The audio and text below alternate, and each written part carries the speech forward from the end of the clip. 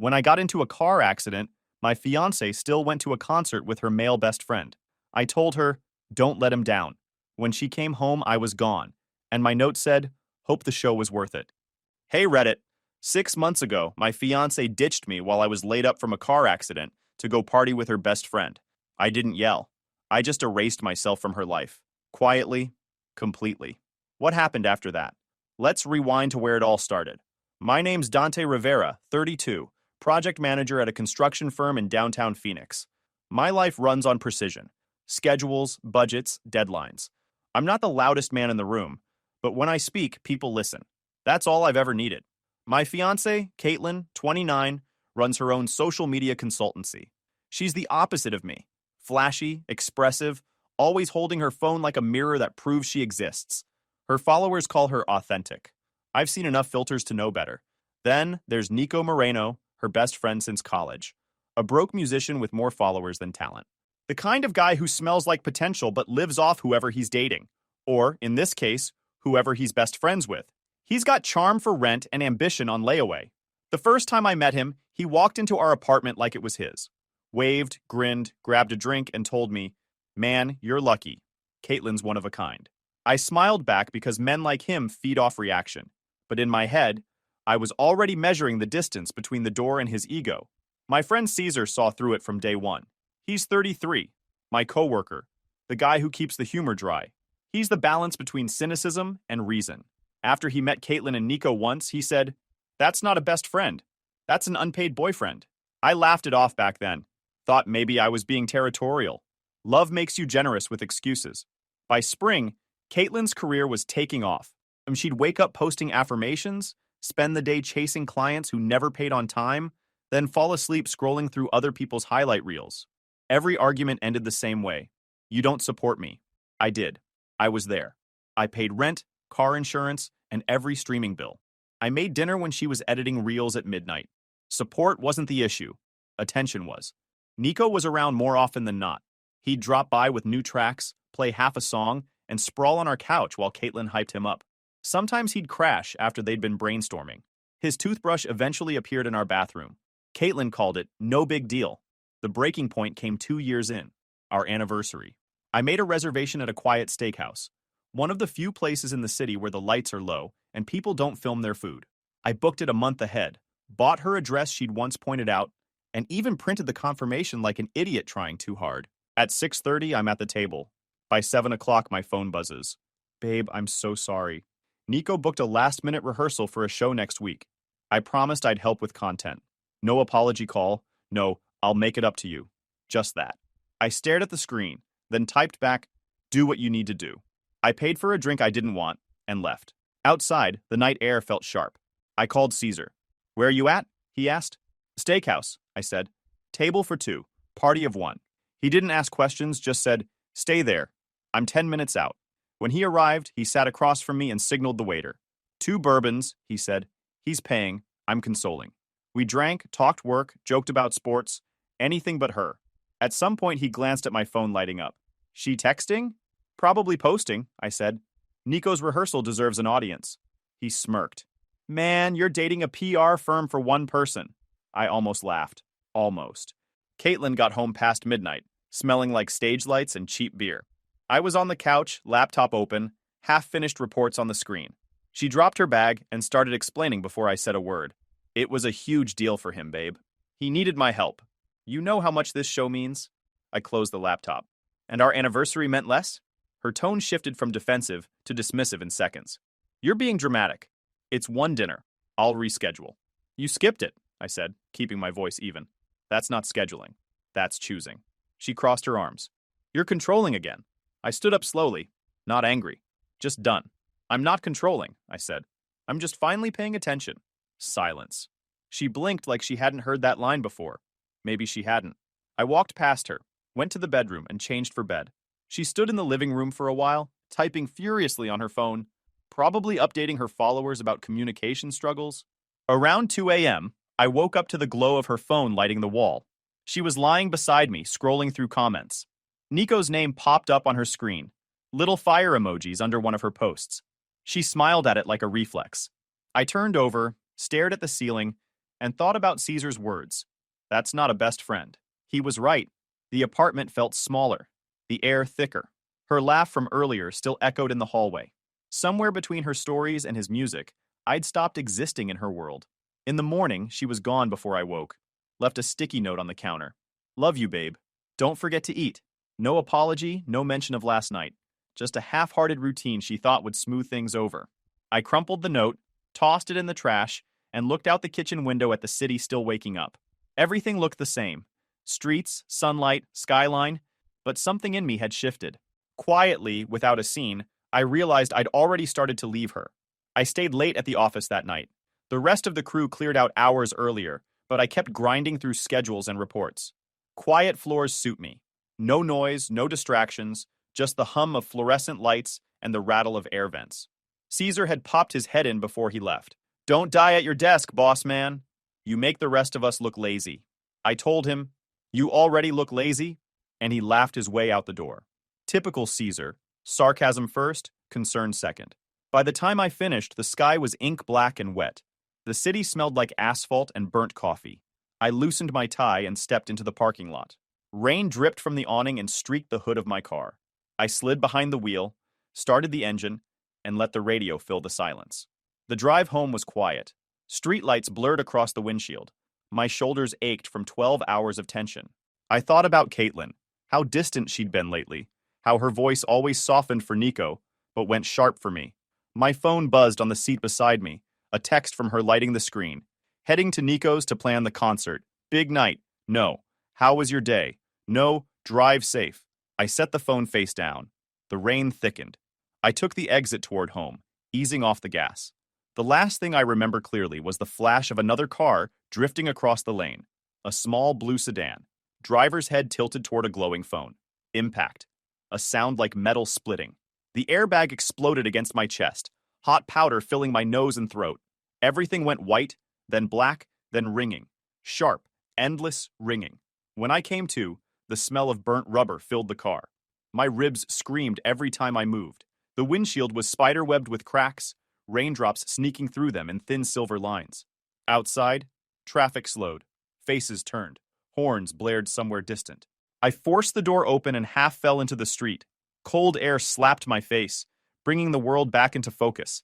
The taste of iron, the pulse behind my temples, the faint orange of hazard lights bouncing off wet pavement. The paramedics came quick. I told them my name, kept my answers short. Pain is easier when you don't describe it. They strapped me to a board, loaded me into the ambulance, and the siren carried me through the city I'd built a life in. I woke up in a hospital room that smelled like antiseptic and metal. A nurse was adjusting the IV line. She told me I'd gotten lucky. Bruised ribs, mild concussion, nothing broken that wouldn't heal. My phone sat on the table beside the bed. I reached for it slowly, thumb trembling from the adrenaline still running through me. No missed calls, just notifications from work, and one from a group chat I didn't care about. I called Caitlin. She picked up on the second ring.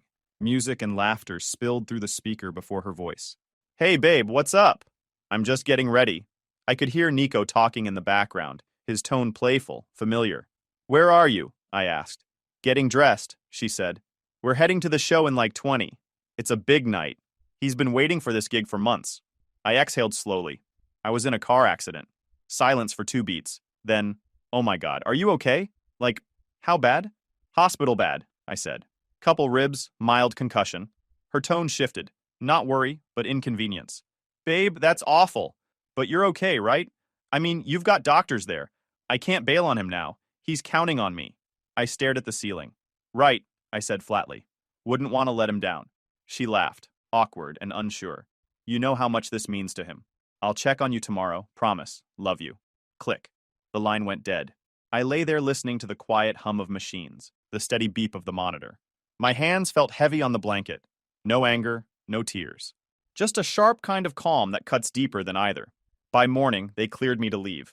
I was stiff but steady. The nurse offered a wheelchair. I told her I'd walk. She gave me a look but didn't argue. Caesar showed up with a coffee in one hand and my jacket in the other. You look like hell, he said. Good, I answered. Matches how I feel. He set the coffee on the tray. Heard about the crash. You good? Never better, I said. I just woke up. He studied me for a second, reading what I didn't say. You call her? Yeah. And? I slipped my jacket on carefully. She had plans. He shook his head. Of course she did. We walked down the hallway together, my steps slow, ribs aching under the wrap. Outside, the air was clean and cold, the kind that clears everything you thought you knew. Caesar unlocked his truck. Where to? Home, I said. For now.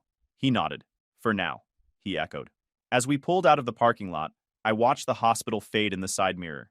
My reflection looked different. Same face, new expression.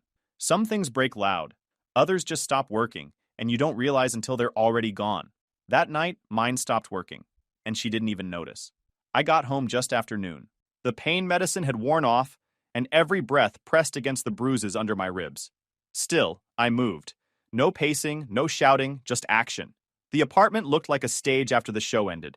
Her ring light sat on the table. A makeup palette was open beside her laptop, still plugged in from the night before. The couch smelled faintly of her perfume, sweet and artificial. I stood in the doorway, scanning everything once.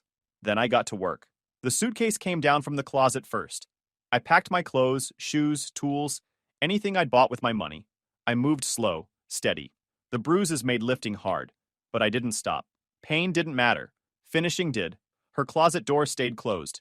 I wasn't here to damage anything or leave messages in broken glass. I wanted silence. Final, clean silence.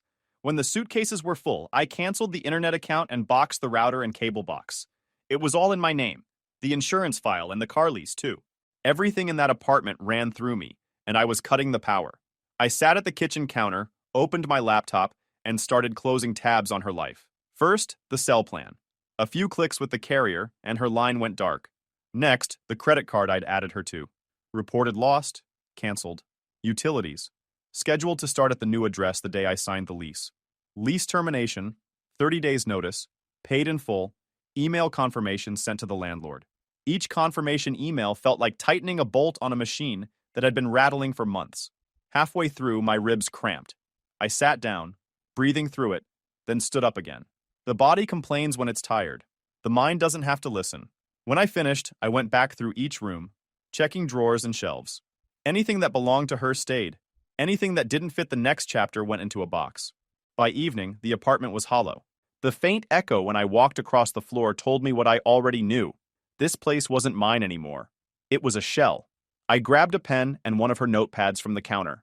The top page was filled with content ideas and hashtags. Hashtag self-growth. Hashtag Monday motivation. I flipped it over and wrote a single line. Hope the show was worth it. Go be his priority. I placed the note in the center of the counter, next to her laptop. No explanation, no accusations. Just truth, stripped down to the bone. A knock came about an hour later. I opened the door to find Caesar standing there with 2 cardboard boxes, and that same steady look he wore when things got serious. Didn't think you'd actually do it this fast, he said quietly. I don't like waiting around, I told him. He stepped inside, took a look around. No jokes this time, no sarcastic smirk, just a slow nod. Clean break, he said. That's the point. He started loading the last of my boxes into his truck, while I gathered the rest of my gear. We didn't talk much. We didn't have to. When everything was packed, we stood in the doorway one last time. Caitlin's framed photo wall stared back, her laughing with Nico, her holding a camera, her posing in light she didn't earn. We locked up, loaded the boxes into the back of his truck, and got in. Caesar started the engine. The air smelled like rain and the city at night. He drove without music. The tires hummed against the wet pavement, a steady, uncomplicated sound. Where to? He asked without glancing over. Your place, I said. He gave me a look that said he knew why. You sure? Your folks are an hour out. I don't want home right now, I said. I want someplace quiet. Somewhere I wouldn't think about her when I fell asleep. Caesar's expression softened like a hand smoothing a fabric. Good. You can crash on the couch. I'll set up something with blankets. No speeches, just sleep. And we rolled through streets that still smelled of rain and late-night grease. The city moved by in a blur of lights and shuttered storefronts. I watched the reflections jump off the wet road and felt the tightness in my chest loosen, just enough to breathe without flinching. At Caesar's place, he carried my bags inside and set them by the couch. His apartment was a mess of practicality. Tools on the shelf, a faded vinyl collection, a workbench in the corner. No ring lights, no curated corners. It smelled of oil, coffee, and the kind of calm that doesn't need validation. He tossed me his spare key. Take the couch. I'll be up late.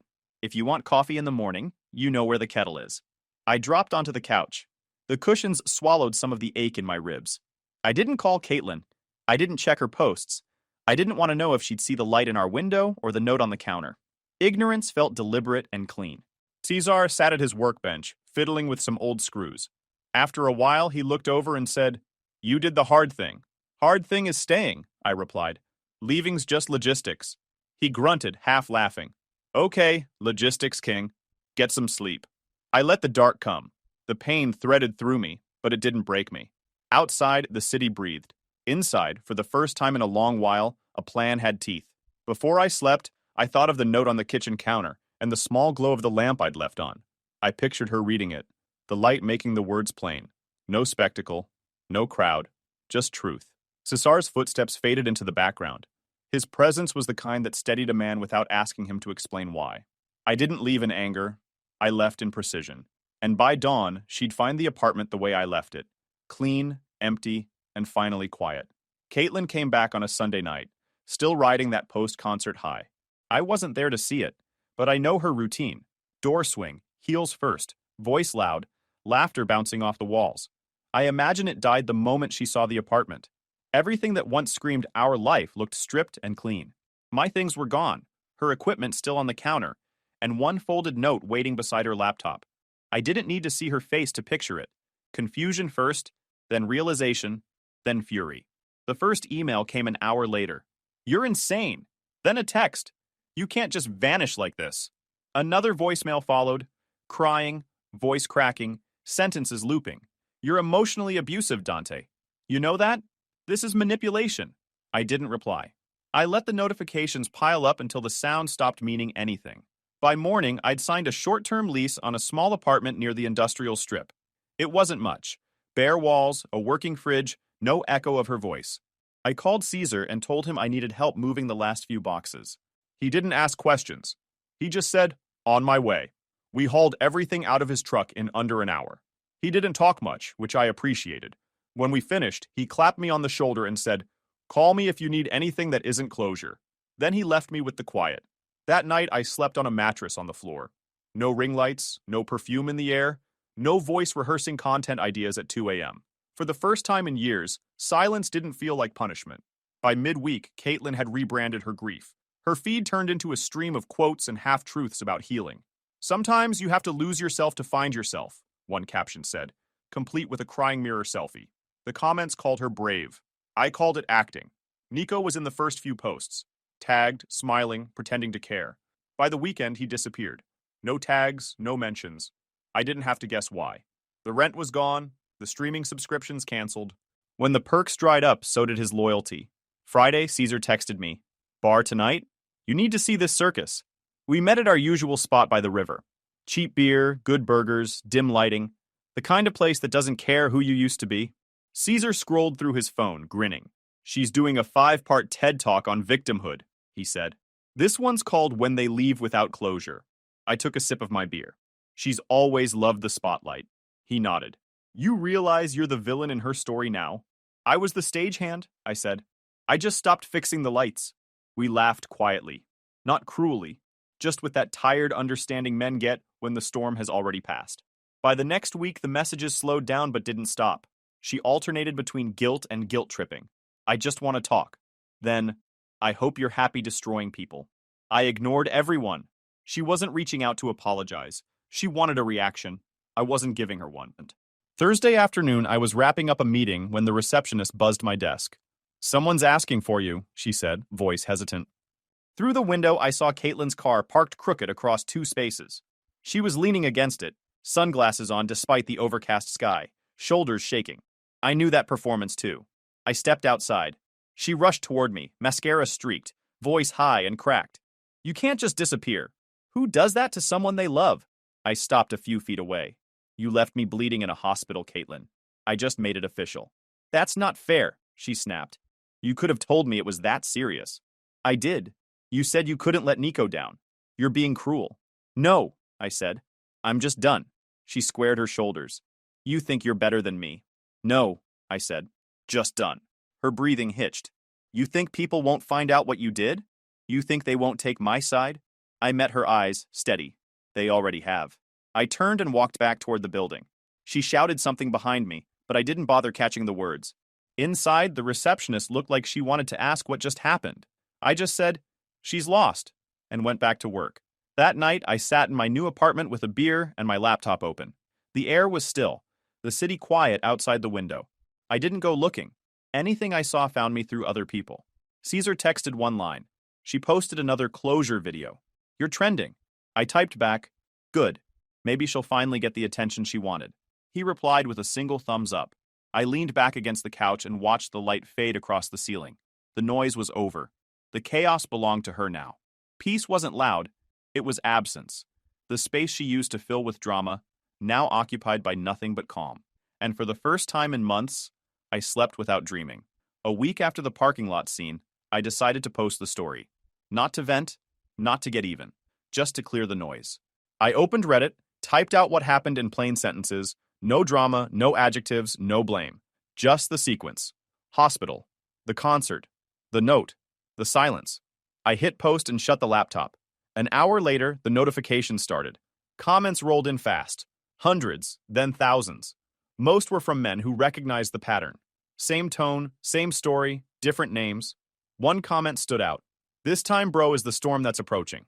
That one made me laugh. I remembered DMC5. By the next day, the post hit the front page. DMs came in from strangers. Some thanking me, others sharing their own stories. A few said I was heartless, but even they sounded like they wished they'd done the same. Then someone connected the dots. A user found Caitlin's public page, matched the timeline, and confirmed her face from the old pictures still floating around the internet. Her name spread faster than I thought possible. Within 48 hours, she was trending for all the wrong reasons. Her healing journey posts filled with comments.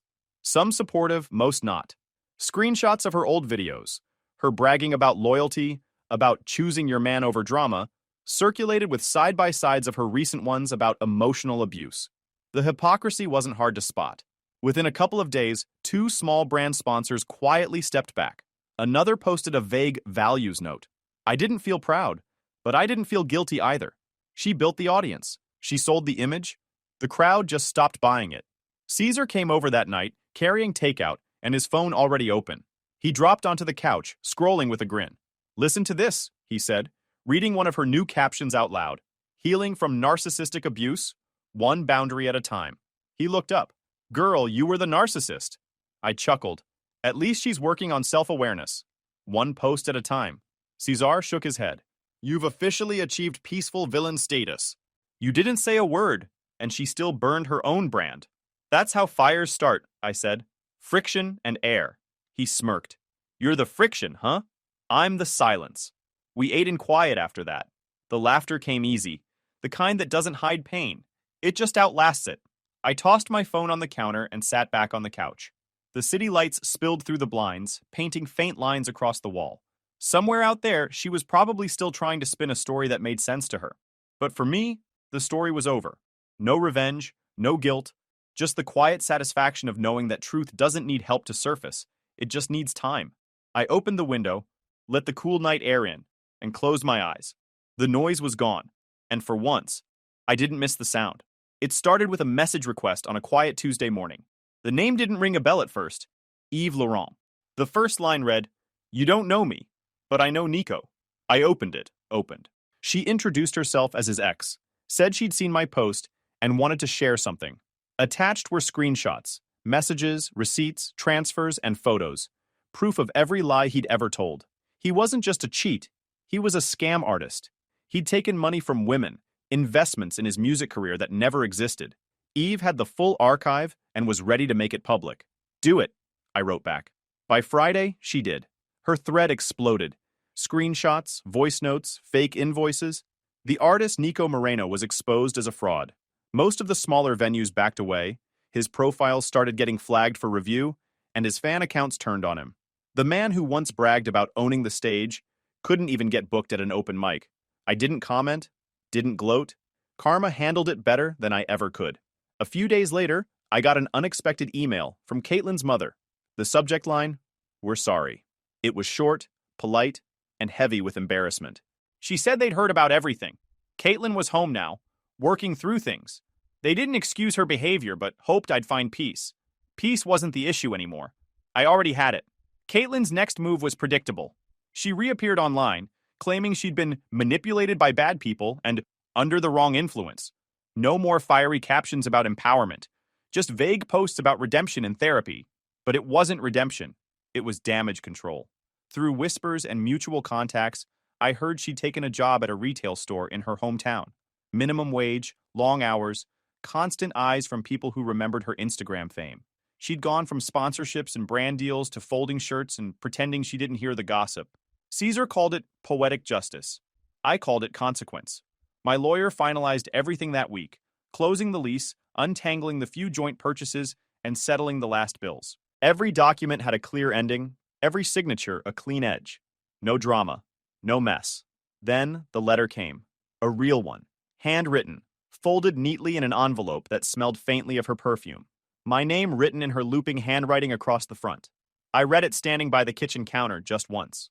She wrote that she'd fallen apart under stress, that Nico had taken advantage of her loyalty, that she never meant to hurt me. She said she missed how calm I made her feel, how she didn't realize what she had until it was gone. Half apology, half revisionist history. I finished it and let out a quiet breath. It wasn't influence, I said to no one. It was choice. That night, I went out to the backyard. The air was cold enough to sting. I dropped the letter into the small metal fire pit and struck a match. The flame took its time, curling the paper from the corners inward. The ink bled, her words turning to smoke before they could cling to anything real. Caesar showed up halfway through with a six-pack, and that look he gets when he knows not to talk yet. He stood beside me, hands in his jacket pockets, watching the fire eat through the last scraps. When it was done, he cracked open 2 beers and handed me one. "Closure looks good on you, man." I took a sip. "Yeah," I said. "Peace fits better than she ever did." He laughed, low and genuine. "You really gonna keep being that quotable, or you want a job writing Hallmark cards for broken men?" I smiled. "Too many words. I like my endings quiet." We stood there, watching the embers fade to orange dust. Caesar nodded toward the pit. "You know, she'll probably post about this someday. Healing through fire, or something." "She can," I said. But this was for me, not her audience. He raised his bottle. "To distance, then." "To distance," I echoed. The wind carried the ashes out of the pit and scattered them across the yard. They vanished into the dark, leaving nothing behind but a faint smell of smoke and freedom. Caesar headed inside to catch the game. I stayed for another minute, listening to the hum of the neighborhood. For once, it didn't sound like background noise. It sounded like peace. I looked down at the fire pit. Cold now, blackened metal, empty center. There was nothing left to burn. Caitlin's story had finally run out of fuel. 6 months can change everything. The noise died down, the headlines disappeared, and life went quiet in a way I hadn't realized I needed. The apartment I'd rented after leaving Caitlin became just a stopover. I moved into a small house on the edge of town. Nothing fancy, just space that felt mine. A single-story place with a backyard, a decent garage, and walls that didn't echo with someone else's voice. Work stayed steady. I took a promotion quietly, no celebration, just another project delivered on time. The team trusted me. The younger guys listened when I talked. Routine became rhythm. Up at 6, gym at 7, office by 9. Evenings were for small things: cooking, fixing, reading, living. The garage became my favorite room. Inside sat a stripped-down motorcycle I'd bought years ago, but never finished rebuilding. Caitlin used to hate it, said it was too loud, that it ruined her concentration when she filmed. So I pushed it into a corner and left it there, half-assembled and collecting dust. Now it was mine again. Every evening after work, I'd roll up my sleeves, grab a wrench, and lose myself in the sound of turning bolts. The smell of oil and metal beat any therapy session I could have paid for. Piece by piece, the bike came back to life. Caesar dropped by sometimes, pretending he was helping, but mostly drinking beer and talking nonsense. "You realize that bike's the healthiest relationship you've ever had?" he said one night, leaning against the doorframe. "At least it doesn't talk back," I told him. He laughed. "True, but it also doesn't cook, clean, or cheat, so you're breaking even. I'll take predictable over complicated any day." He raised his bottle. "Too predictable." I nodded. "To peace." Life became simple again. Gym, work, garage, sleep. I didn't chase noise anymore. I didn't check on Caitlin's world, though bits of it still drifted my way. Someone mentioned she was still online, posting self-love videos, pretending the storm never happened. Every clip was another layer of polish over the same cracked surface. I didn't judge her. I just didn't care.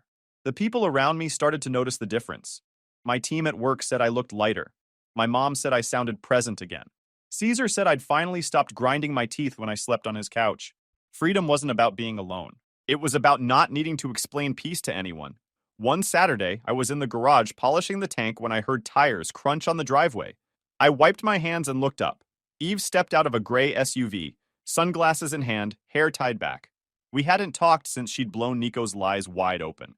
Her post had gone viral for a week, long enough to bury his reputation for good. Last I heard, he'd left town, owing too many people money to show his face. Didn't think you'd actually be home, she said. I'm predictable, I replied. She smiled. That's a compliment these days.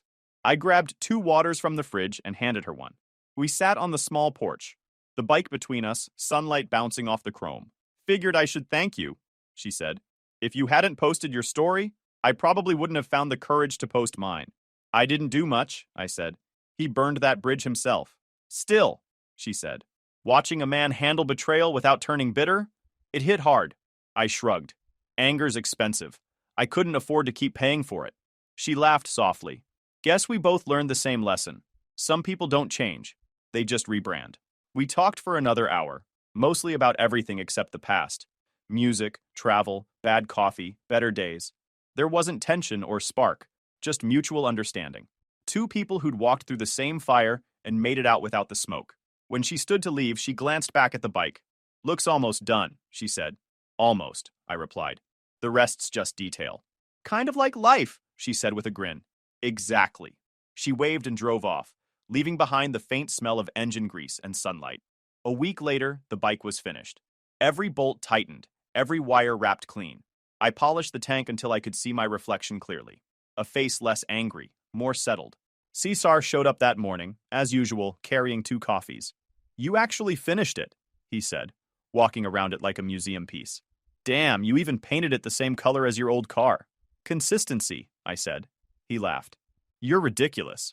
You naming it? Yeah, I said, smirking. Freedom. Of course you are, he said, shaking his head. So what now? Gonna start a new chapter? Meet someone? Maybe a woman who doesn't live stream arguments? Maybe, I said. Or maybe I'll just ride for a while. He raised his cup. Fair enough. Just don't crash it. The irony would kill me. I started the engine.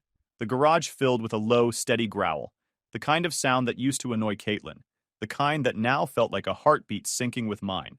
Loud, Caesar shouted over the noise. Perfect, I shouted back. He grinned. Yeah, that's peace talking?